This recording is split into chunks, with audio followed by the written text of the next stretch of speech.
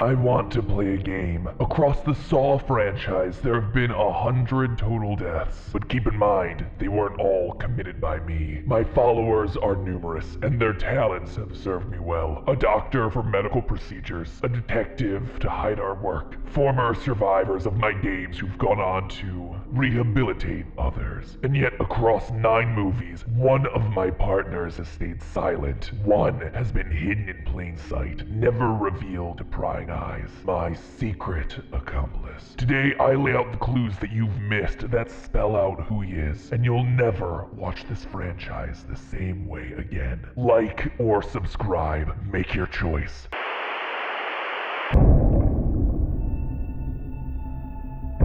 Hello Internet, welcome to Film Theory, the show where killer content sometimes means content about killers. Today we're diving back into the Saw franchise to take a closer look at Jigsaw's murder operation. I've never murdered anyone. Fine, then let's go with super deadly rehabilitation racket. Whatever you call it though, working for Jigsaw's gotta be like the worst gig ever. You get long night shifts, you get poor job security, you're constantly working in dirty bathrooms, dripping sewers, just generally unhygienic conditions. I mean, what is this, Amazon? Booyah! Got him with the topical humor. And just like with Amazon, if the employees started to unionize for better working conditions, well, we all know what would happen. Over time, the movies reveal that at least 5 other people or apprentices have been part of Jigsaw's organization, helping him find victims and set up games. I suppose teamwork truly does make the dream work. But for as large as Jigsaw's organization became, the films never truly explain who's helping Jigsaw study his targets and learn their patterns pre-abduction.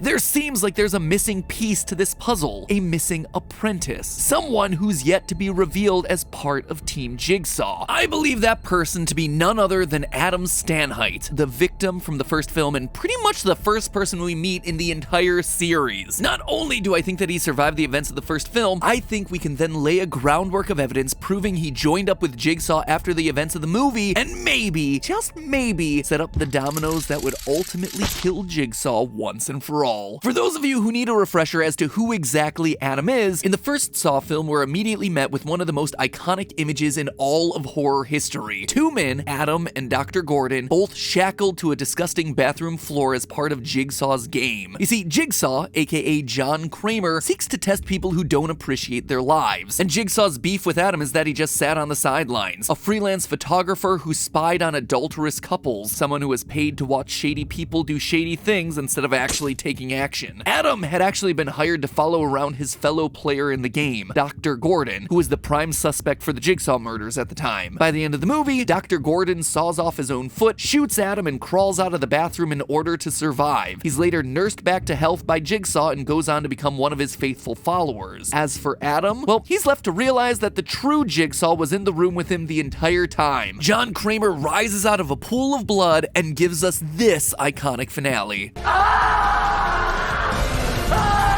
Game over.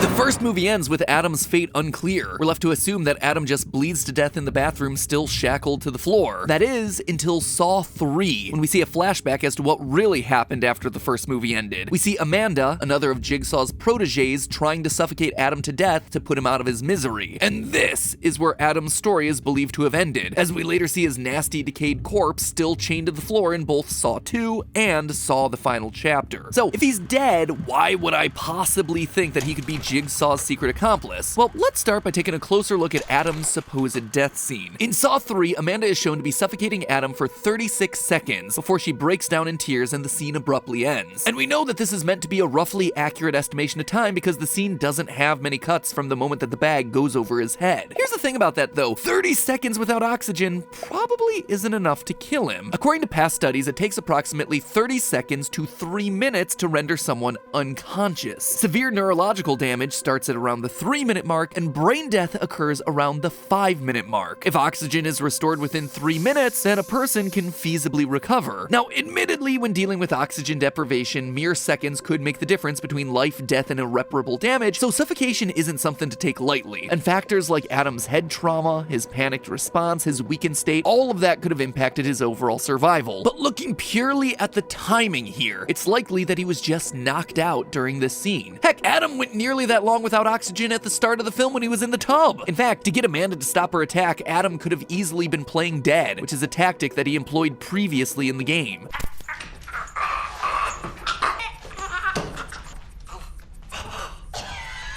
Alright, he wasn't great at it, but maybe he picked up a tip or two after witnessing a pro. It's also worth noting that we never get confirmation of his death here. The scene cuts away pretty much immediately after Adam stops struggling, and when it comes to Saw, if a death isn't definitively shown on the screen, then the character always comes back. We've seen this before with other characters like Dr. Gordon, Agent Perez, Detective Matthews. Speaking of Detective Matthews, by the way, he serves as an interesting case here because, like Adam, he too was supposed to be killed by Amanda. Again, in Saw 3, we see that she supposedly beat him to death, but left before making sure the deed was done. Sure enough, he survived. And not only did he survive, Jigsaw sent one of his accomplices to retrieve him and secretly nurse him back to health. In short, lots of people get secretly nursed back to health in these movies, and Amanda has herself a track record of not fully killing people off. In fact, it's more than possible that Jigsaw did something similar here. In Saw 3, when Amanda claims that she's a murderer, Jigsaw responds that he's been cleaning up her mistakes, emphasis on the plural. He took my life from me, so I just returned the favor. No, Amanda, that's what you thought. But I know different. You left him for dead, didn't you? But I cleaned up your mistakes, and I forgave you for them. He didn't want his protege committing murders that broke his rules. That's why Jigsaw had an accomplice intervene to save Detective Matthews. But to the best of our knowledge, Matthews was really her only quote-unquote mistake. So why would Jigsaw say that this is plural? Well, the Jigsaw 3 director's cut shows that when Amanda snuck off to kill Adam, Jigsaw woke up and eyed her with suspicion. It's an interesting detail to include, especially considering that this is the director's cut. So it's footage that he felt was important enough to get added back into the story that he wanted to tell. If Jigsaw truly pieced together that she was gonna go kill Adam, he could have called upon one of his other accomplices to swing by the bathroom and clean up yet another of her mistakes. But here's the clincher, the most compelling piece of evidence that Adam's death was faked. Look at the corpse left in the bathroom that we see in both Saw 2 and Final Chapter. Notice that it has the shackle on the right foot, but throughout the bathroom game, Adam is shown to have the shackle on his left foot. Put his left leg in the shackle. This would seem like a massive production detail to get wrong. Not just once, but twice. When trying to faithfully recreate the first film set down to the smallest detail, there is no way a mix-up like this could have happened by accident. The only reason for the shackle to wind up on the wrong foot here is if someone unshackled Adam and then switched him out with a corpse in order to fake his death. But the evidence for Adam's involvement here doesn't just stop at him being alive and potentially nursed back to health. Remember that Adam's job prior to the bathroom game was taking surveillance photos. Sounds like it'd be a useful skill for a killer who profiles victims and then abducts them from their daily routine, does it not? So, is it any coincidence then that after Adam's test, black and white photographs of victims become a prominent part of Jigsaw's operation? Nearly all of the victims in Saw 4, 5, 6, and the Final Chapter have photographs taken of them, many of them seemingly taken unknowingly while the victims were being watched from afar. One after another, enough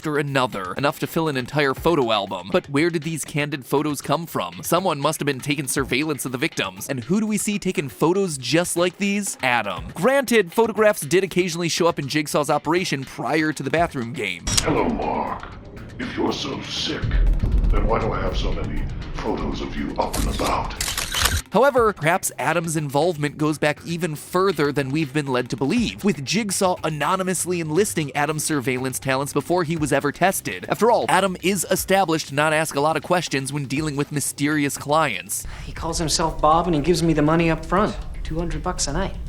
If I'd known I was gonna end up here, I would have asked for a hell of a lot more. In fact, it's probable that Jigsaw may have even hired Adam to help him track down his first victim ever, Cecil, the man that assaulted Jigsaw's wife and cost the couple their unborn child. Saw 4 goes to great lengths to depict nearly every step of Jigsaw preparing for his first killing. It's an important one in his backstory, after all. And yet, for all the meticulous detail it shows in the planning process, the film never shows us how Jigsaw actually tracked down Cecil's whereabouts in the first place. All of a sudden, Jigsaw's just shown to be in possession of a bunch of photographs with a file with an address on it that someone presumably provided him. It's very possible that Jigsaw enlisted Adam to find Cecil, snap some shots, and tail him back to his home address, no questions asked. And from that point forward, Jigsaw became a repeat customer, eventually throwing Adam into a game because, you know, he just has a habit of doing that to his followers. But Adam being alive doesn't just explain where a bunch of photographs came from. It also fills in the gaps for one of the most pivotal plot elements in the entire series, Jigsaw's death. You see, Jigsaw's demise is basically the result of an impossibly complex series of dominoes. A victim named Jeff slits Jigsaw's throat because apprentice Amanda shot Jeff's wife. And Amanda shot Jeff's wife because someone else on Team Jigsaw, Mark Hoffman, blackmailed her into doing it, threatening to tell Jigsaw about Amanda's connection to Cecil. God, I don't know, bro. What do you mean you don't? She's been good to us. But wait a minute, back up a second. How the heck could Hoffman have possibly known this? If this scene between Amanda and Cecil had been caught on camera, Jigsaw would know too. He's seen the footage. And if this information surfaced as part of a police investigation, Amanda would have been charged as an accomplice. So this means that someone who was there that night must have informed Hoffman about Amanda's presence. But who could have done it? Well, funny enough, this pivotal flashback scene from Saw 4 depicting that fateful evening is packed with characters from throughout the series. Paul from the razor wire trap, the guy from Amanda's first game. It's a literal who's who of future Jigsaw victims. Apparently this was just a night of wild coincidences. Most critically though, Addison from Saw 2 is shown to be present, even going so far as to proposition Jigsaw. Yeah, honey. You want some company? This is important because Adam's photography business specializes in documenting infidelity. I get paid to take pictures of rich guys like you who go to seedy out-of-the-way motels. Therefore, Adam might have had a reason for hanging around this corner of town. To be fair, the film never outright shows Adam, but he could have just been lurking off screen. Now, that would obviously sound like me making excuses, except for the fact that the movies pull this trick repeatedly. In fact, with this very same scene, Amanda evidently was out of sight the first time this flashback was shown to the audience, only for later films to reveal that she too was hidden in the corner the entire time. If Adam supplied the ammunition for Hoffman to blackmail Amanda, that would make Adam the one truly responsible for Jigsaw's death. In a way, it kind of bookends the entire series. In Saw the Final Chapter, Jigsaw told Dr. Gordon that he would keep no more secrets from him. I will keep no more secrets from you. It's never explained what he meant by this. They just kind of leave that promise hanging. Perhaps the biggest secret of all stems from Jigsaw letting Gordon live under the belief that Adam was dead when in fact he was alive and secretly aiding in the Jigsaw operation the entire time. Jigsaw initially targeted Adam due to him being a mere voyeur that sat in the shadows, watching everyone else commit their misdeeds. But Jigsaw's operation allowed Adam to actively intervene in the lives of those he watched. In the end, perhaps Jigsaw's lessons ultimately backfired, as the one who had once been content to sit on the sidelines suddenly started to play puppet master himself, pulling the strings to pit Jigsaw and his followers against each other. I guess Adam did learn from the best. Finds ways for his victims to kill themselves. But hey, that's just a theory. A film theory. And cut.